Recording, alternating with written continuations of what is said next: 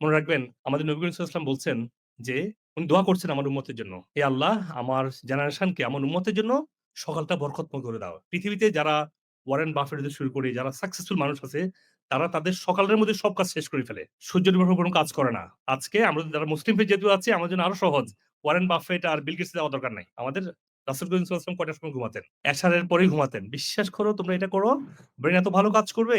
ভালো রেজাল্ট করা, ভালো ক্যারিয়ার গড়া, ভালো চিন্তা করা, সাকসেসফুলি নিজেকে হিউম্যান বিং হিসেবে দাঁড় করানো সবকিছু সম্ভব হবে। কারণ বডি যে হরমোন যে প্রয়োজন হয় to clean, to sleep, two wake up প্রত্যেকটা হরমোন কাজ করে।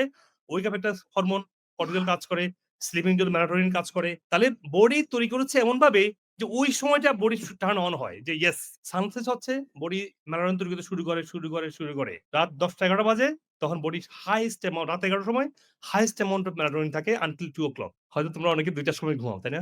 বডি অলরেডি মেলাটোনিন তৈরি করে ফেলছে। তৈরি করে বডি মেলাটোনিন তৈরি করে ইউজ করে ফেলছে। শেষ করে ফেলছে কিন্তু অলরেডি। এখন ২ টার পরে বডি আস্তে তৈরি করতে শুরু করে কর্টিসল।